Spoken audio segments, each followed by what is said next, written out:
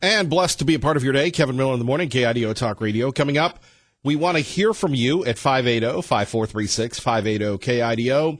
Kevin at KIDOTalkRadio.com. Your thoughts on the Michael Cohen hearing yesterday. Also, the North Korean summit. President doing a great job walking away from a bad deal, unlike his predecessor, Obama. We'll take your calls all morning long on that. Joining us now, our old friend David Ray, joining us from CPAC, from the Federation for American Immigration Reform. David, good to have you with us once again, sir.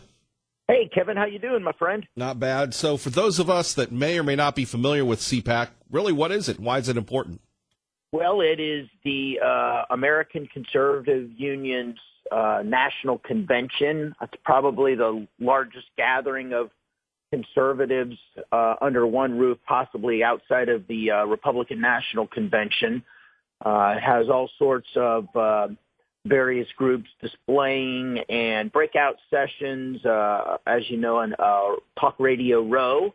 And I'll be doing some interviewing today, but then obviously the Vice President Pence is coming to speak tomorrow, and then on Saturday is President Trump is coming to speak, I believe. So just a packed agenda with a lot of people talking about various aspects of the conservative agenda and breakout sessions from grassroots activism to just about everything else you could think of. Well, David, let's talk a little bit about the state of conservatism right now. You've got the president under siege coming back from this summit. You've got people, vilifying the wall, even though they live behind walls. Right. What will be discussed? Your thoughts, sir? Well, the people right now who are screaming about President Trump's emergency declaration, and, let's be honest here, there have been 60 emergency declarations since the act was first passed by Congress in 1976. So this is not a unique aspect of what presidents do, and they have been declared for national emergencies and international emergencies. So they've happened many times before. But the Democrats who are screaming about this based on the president overstepping his executive powers were very silent when President Obama created DACA, which was an amnesty for 800,000 illegal alien minors, and then DAPA, which was a even larger amnesty for the parents of illegal alien parents of U.S. citizen-born children. In other words, the parents of anchor babies. They were quite silent and remain silent on the creation of that. We believe this is well within the president's powers to do this. Anybody who's been to the border, if you don't want to believe the Republicans and the Democrats, we do have a public safety and a major health crisis on the border. It is going on right now. And President Trump's wall is really one of the only things that is going to bring it under control. The Border Patrol will be the first people to tell you that walls make differences in certain areas. Certainly we don't need a wall from the Gulf of Mexico to the Pacific Ocean, but in key areas like El Paso, like south of San Diego, in these high traffic areas, they make the difference between night and day. David Ray joining us from FAIR, Federation for American Immigration Reform, from CPAC. So the president will be there. The vice president will be there. A little different from a past couple of years when you had all these candidates. And you'll have a lot of people speaking, David. What do you get from the speaking? And since you're from Ohio, you can understand my cynicism here. It's great that you have people speak and such, but what's the end goal? What will be accomplished, do you think? Well, I think there's a lot of synergy involved. You have all of these conservatives coming together with who feel passionate about various issues. And so you have a chance to kind of, let's face it, immigration touches on a lot of stuff. If you're concerned about the cost of health care, if you're concerned about crime rates, if you're concerned about public safety, and you're coming for those reasons, immigration touches on all of those. So it allows us to have a chance to talk with some of these other folks about how our issue affects theirs, and how a lot of the things that Americans want, even if you're somebody who sees themselves as a major environmentalist, you might be shocked to hear me say that, but if you can't manage our environmental footprint without doing something to manage population growth in the United States. And population growth is fueled mostly by international immigration, so international migration to this country. So whether you're here to talk about issues of the environment or national security, public safety, or what have you, all of those interconnect with immigration and gives us a good chance to get our message out and others to do the same. David Ray joining us here. So how do you think the battle for the border will play out now that we have the continuing resolution, people challenging the president with his national emergency declaration? Where do we go from here? Because you guys from FAIR, you've been there from the very beginning. Right. So, President Trump predicted this. The second that he declared a national emergency, there were going to be states filing to stop it. That we knew that was going to happen in the New York Minute. Sure enough, it did.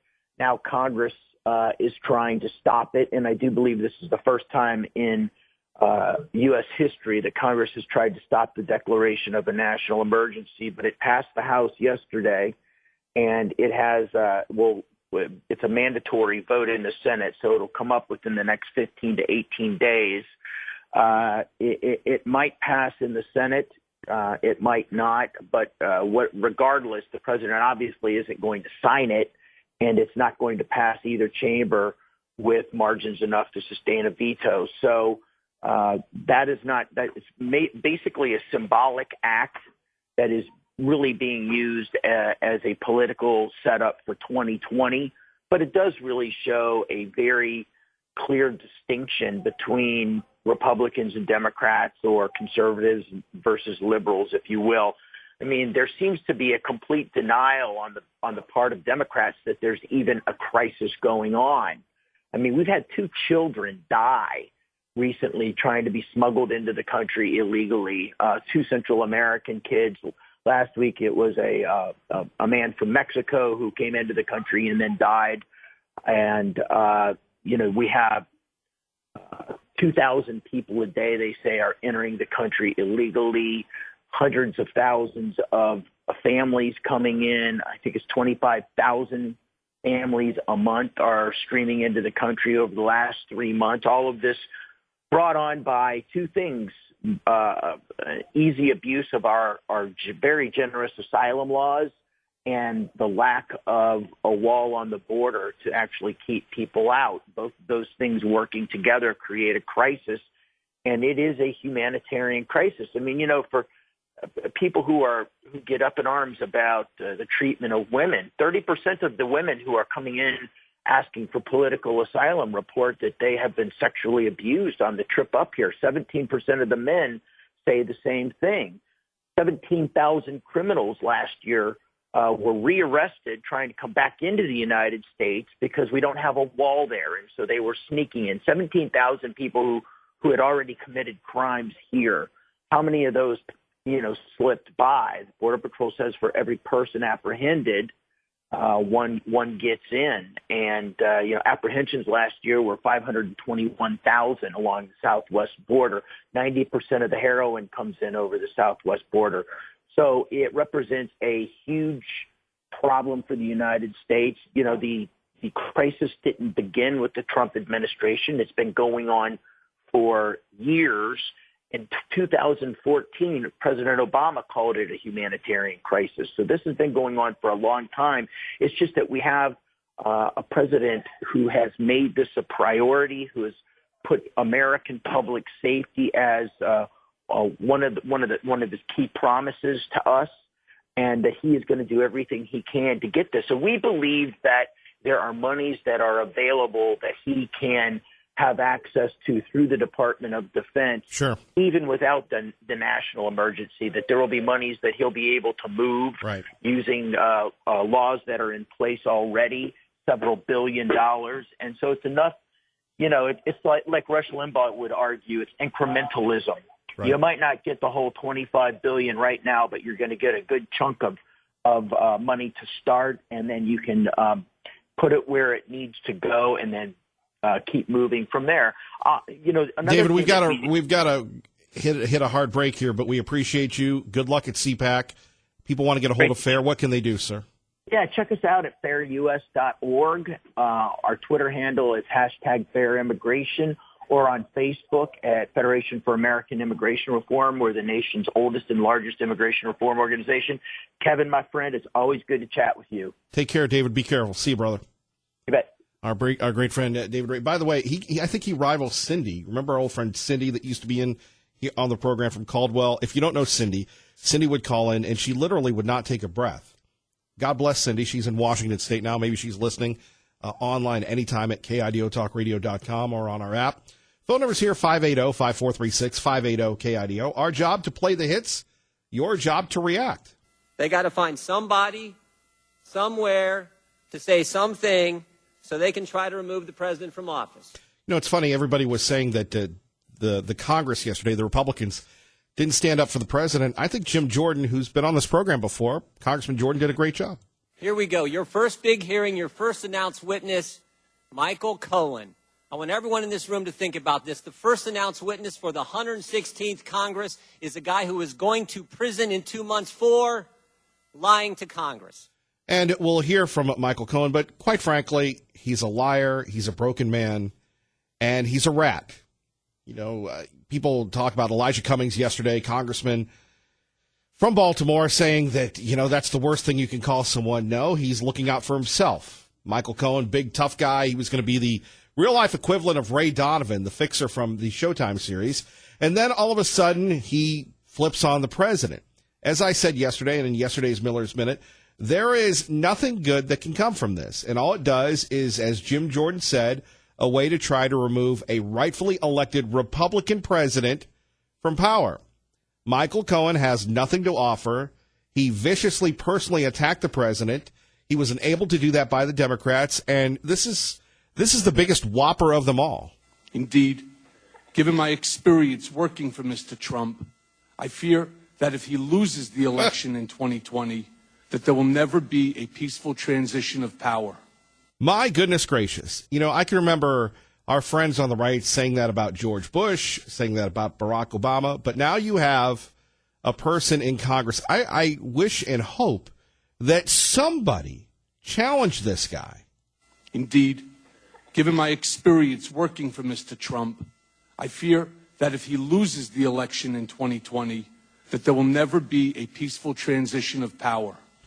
You know, this is what I love about Michael Cohen, is the audacity of this man to go in there and to make all these claims and checks here and checks there while the president is in North Korea trying to denuclearize that dictatorship.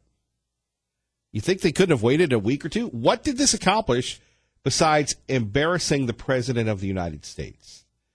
580-5436, 580-KIDO. And you know, what type of sweetheart deal is Michael Cohen's going to get? Mrs. Miller was telling me, well, he's going to write a book. He's going to do that. And I said, look, he's going to jail for 3 years. And it probably won't be a nice jail. Of course, the federal penitentiaries apparently are better than the state ones. But this man needs to be held accountable, not to be put up before public as if he's some sweet gentleman fixer. I am ashamed because I know what Mr. Trump is.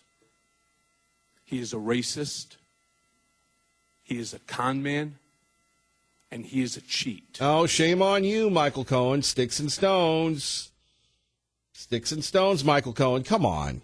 What type of person does this? And by the way, the networks last night, you're going to love this from our friends at Newsbusters.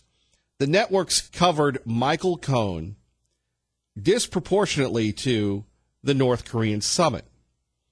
Yeah, you won't believe the numbers here when we're taking a look at this.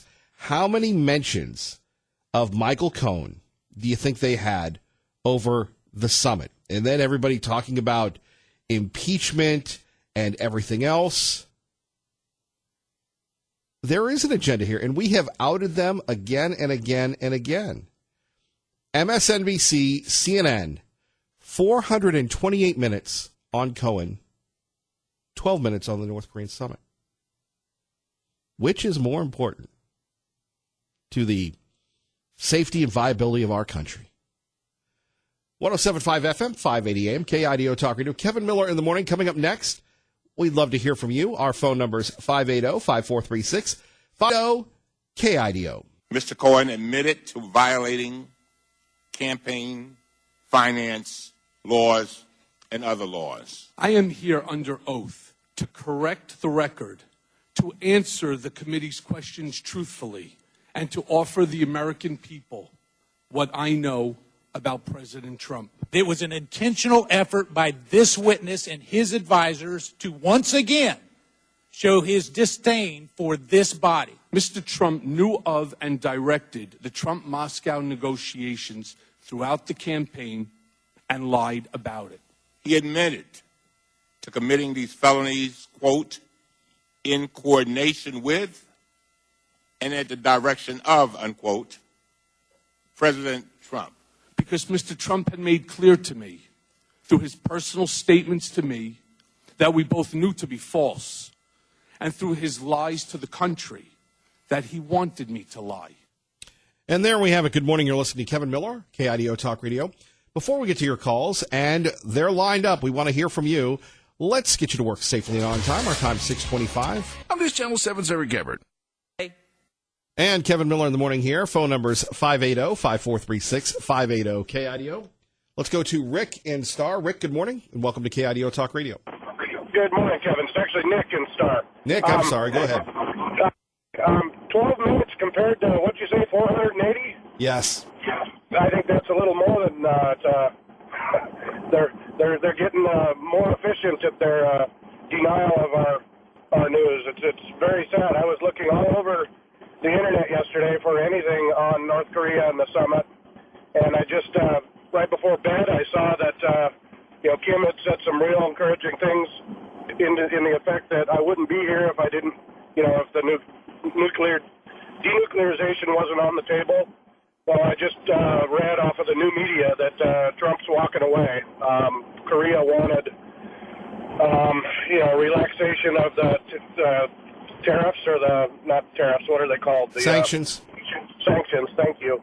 And he didn't want to allow us access. So Trump, the art of the deal, never be too committed to something to be able to just walk away. So I don't know if you had heard that yet. I just read it on the conservative treehouse. I did, and they're not giving him a lot of credit for that. The New York Times is saying the talks collapsed, but Donald Trump's not going to make the same mistake Obama did with Iran with North Korea. Oh, exactly. He's setting stones in place to build a wall. It's a bad analogy in this time with all the backlash against the wall, but the guy's a master negotiator, very stable genius, and he's given Kim a taste of the good life, and if he wants it, there's two options on the table. You either, denuclearize, or it's going to be back where we were right when Trump took office. Where if they start doing nuclear tests again, they're not going to be around. Sadly, you're right. Thank you, Nick. Yeah, thank you, Kevin. Appreciate you. 580-5436, 580-KIDO. Here we go. Your first big hearing, your first announced witness, Michael Cohen. I want everyone in this room to think about this. The first announced witness for the 116th Congress is a guy who is going to prison in 2 months for lying to Congress. The Democrats don't care. They don't care. They just want to use you, Mr. Cohen. You're their patsy today. They got to find somebody, somewhere, to say something so they can try to remove the president from office. Let's go to our friend David in Nampa. Kevin Miller, KIDO Talk Radio. Good morning, David. Yes, Kevin, I wanted to talk about this. And Malcolm Muggeridge, who would become a Christian, he was a socialist and a journalist, but he said there's no such thing as new news. New news is just old news happening to new people. Can I give you an unrelated but related example? My church, 20-some years ago, when the L.A. riots happened, used to be a theater.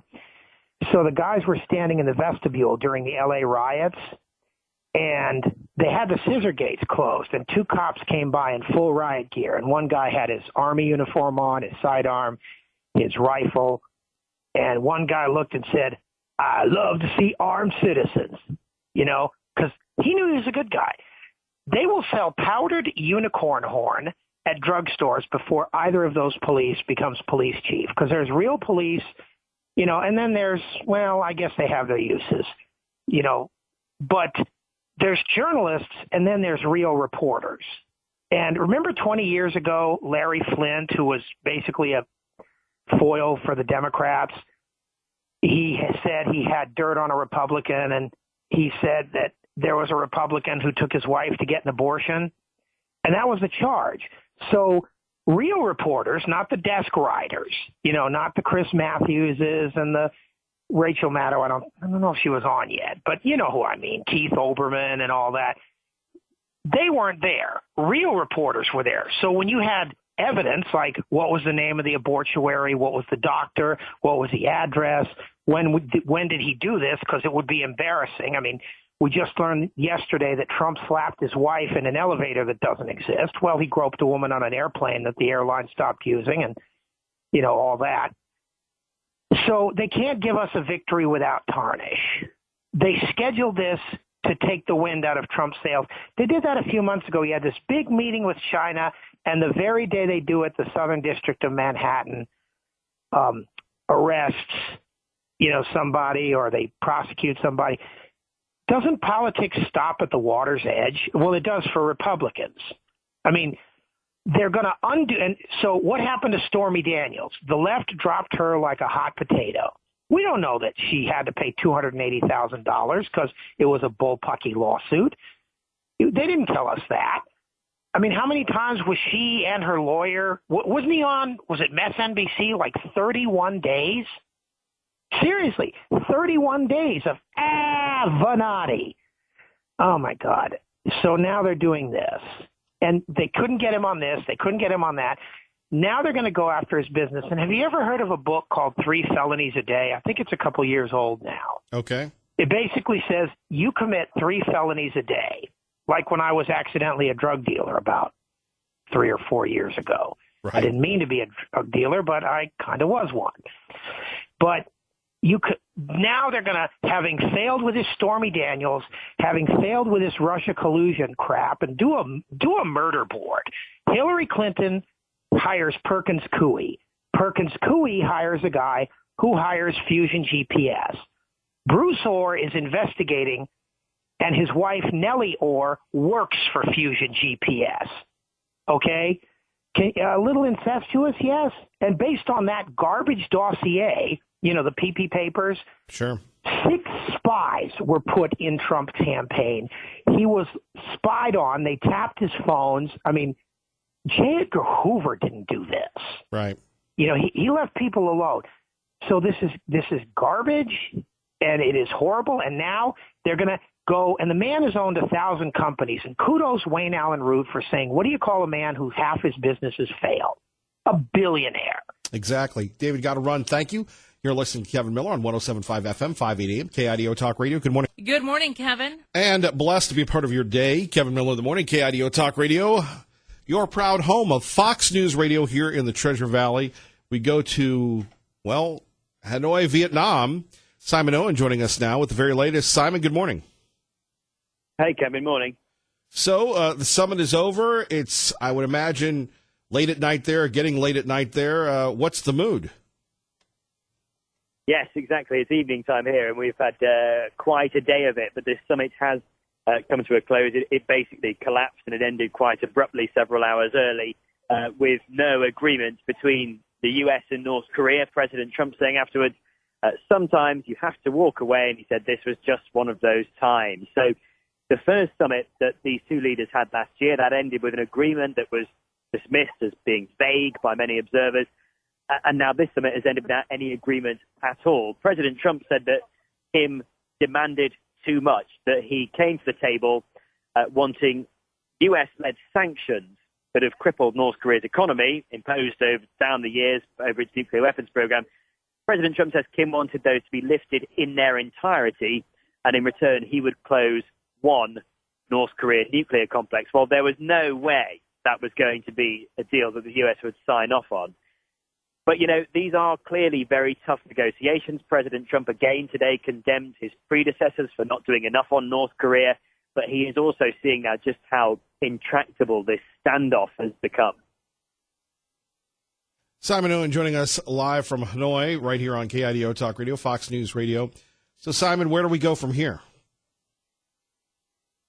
Well, President Trump was asked, when might you meet with Kim Jong-un again? And he said, it might be soon, but it may not be for a long time, which sounded pretty ominous to me. I think the administration has probably been fairly bruised by this experience because, if the North Koreans came into the room and said, we only want total sanctions relief and nothing else, and there were many alternatives that would have been deliverable by the U.S. administration, and there were plenty of options. But if the North Koreans were only saying they wanted total sanctions relief, that is a million miles apart from where the U.S. is willing to look in terms of concessions to the North at the moment. So where it goes, Mike Pompeo, the Secretary of State, has been speaking as well, and he said that each side needs to go away and regroup and figure out where things go next. I think they are still committed to the idea of talking and negotiating with North Korea, but boy, oh boy, are they a long way apart after this meeting.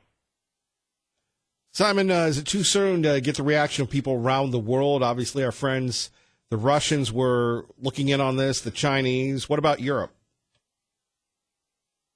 Well, the Europeans not so much because they tend to stay out of this, but Russia and China, North Korea's neighbor, I think they've both expressed a level of disappointment, but also said that both sides need to compromise. And I suspect that is kind of directed at the North Koreans to a certain extent as well, because, as I say, this position of saying they want total sanctions relief as a first gesture from the U.S.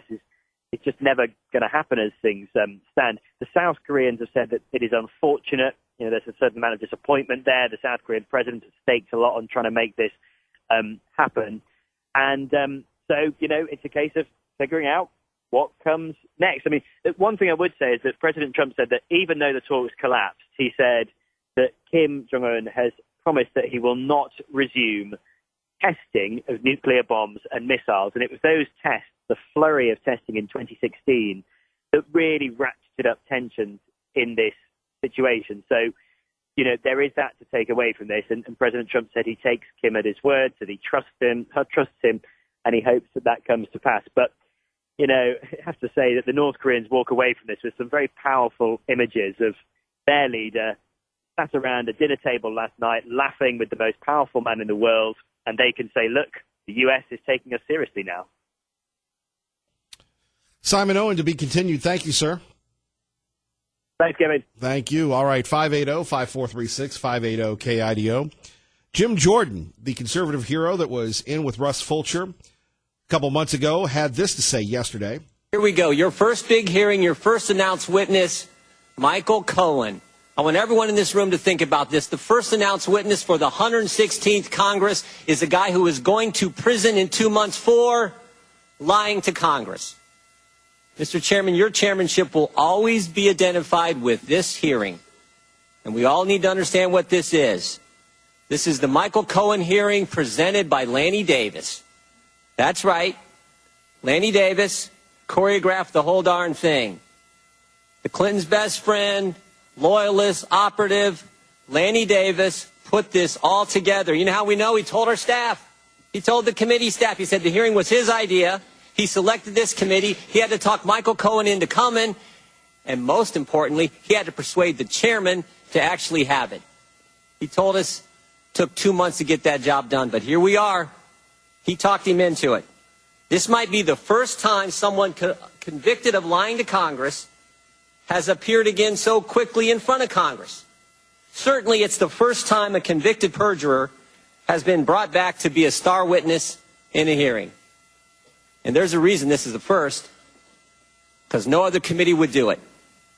Think about this. With Mr. Cohen here, this committee, we got lots of lawyers on this committee. This committee is actually encouraging a witness to violate attorney-client privilege. Mr. Chairman, when we legitimize dishonesty, we delegitimize this institution. When we legitimize dishonesty, Jim Jordan, he's right. Of course, you're not going to hear Jim Jordan on the mainstream media outlets. You're not going to hear Jim Jordan on the ones that say, well, we're just going to let the people decide. Why? Because the media has already decided. As we first brought you with our partners, Newsbusters, over 482 reports on Michael Cohen, 11 on the North Korean summit. We're supposed to pursue the truth, but you have stacked the deck against the truth. We're only allowed to ask certain questions, even with that amendment you just told us about. Well, Russia's now on the table. You initially told us we can't ask questions about the special counsel, can't ask questions about the Southern District of New York, can't ask questions about Russia. Nope. Only subjects we can talk about are ones you think are going to be harmful to the President of the United States. There we have it from Jim Jordan. Your reaction at 580-5436, 580-KIDO. I go back to Jordan. He told it like it is, and my favorite line, if I can find it, I'll share it with you. So Michael Cohen comes in. The president's the worst guy ever. And he goes, well, how long did you work for him? A couple months? Oh, you worked for him for over 10 years. But he was that bad. You know, whatever happened to owning things up, whether you're a man, whether you're a woman? I made a mistake. It was me. Michael Cohen portrays himself as a victim, right? As a victim. The president says so far approximately 9,000. I got 8 seconds. I got 8 seconds. I'll let you finish. Chairman, may I please finish? The special counsel Chairman, said can I please finish? Something they've never done. They said that story was false. The BuzzFeed story was false. Thank goodness we had some members of Congress. I wish Congressman Fulcher would have been up there to grill this guy. Phone numbers 580-5436. 580-KIDO. Let's go to Security Guard Mike with Kevin Miller on KIDO Talk Radio. Good morning. Good morning, Kevin Miller. Oh, my goodness. Yesterday, Landy Davis stinks and Michael Klan is a snake. Unbelievable. Cohen was just trying to save his skin, see if he can get out of this jail time, help some Democrats try to get some leniency on him so they don't go to this jail thing. Well, Donald Trump, on the meantime, is over there trying to create world peace, or at least peace in the Asian region, and working on the Middle East and making our economy great. I mean, what are these guys trying to do? Unbelievable. They should all go to jail. The whole swamp needs to go to jail and start over and leave Donald Trump as the president and get a whole bunch of new Democrat senators and the House of Representatives and all that stuff. Except for some guys on the Republican side are actually stepping up and doing their job. It's about time. Donald Trump is just magnificent. And you, Kevin Miller, are just as magnificent for keeping us informed and keeping us alive and all that every morning, waking us up with the great things and great news and a great talk show. And we love you. And thank you, everyone from the state of Idaho. You're awesome. And have a wonderful day, Kevin Miller. Well, God bless you, my friend. Take care. Thank you, man. Bye-bye. 580-5436. 580-KIDO. I think it's important to know that last week when you announced that Mr. Cohen was coming this week, just happened to be the very same week that we learned the Deputy Attorney General of the United States was thinking about wearing a wire to record the Commander-in-Chief, was actually contemplating talking to cabinet members and invoking the 25th Amendment. That's what we should be focused on, not this sad display we've had to go through the last several hours. Representative Jordan is correct. Now, again, Michael Cohen saying everything he's going to say, portraying himself as a victim.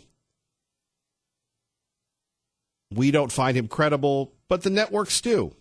We'll discuss it next. You're listening to Kevin Miller on 107.5 FM, 580 AM, KIDO Talk Radio. I work in radio and TV. The mic's on. Mr. President, thank you. Mr. Secretary, good to see you. Mr. President, if you could elaborate a little bit more. We have some history. President Reagan walked away in Reykjavik. A lot of condemnation at the time, and it ended up working out very well in the end for the United States.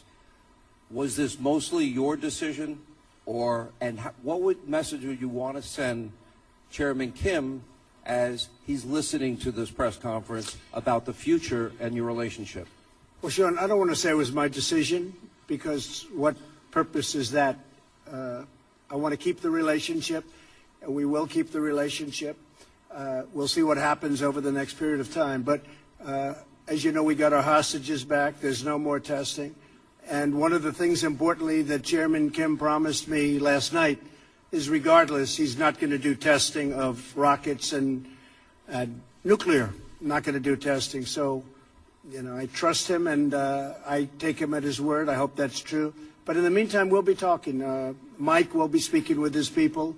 He's also developed a very good relationship with the people, really the people representing North Korea.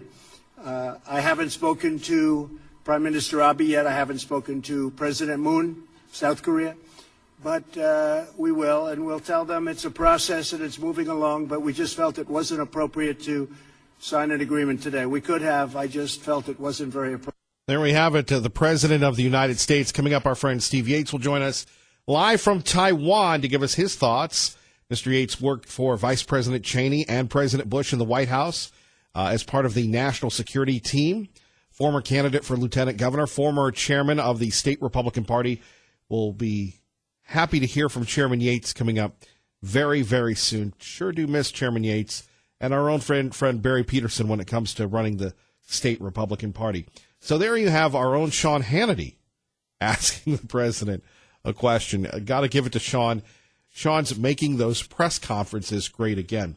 Our time is 6:56 on 107.5 FM, 580 AM. That would be KIDO Talk Radio. Let's get you to work safely and on time. Here's Channel 7's Eric Gebert.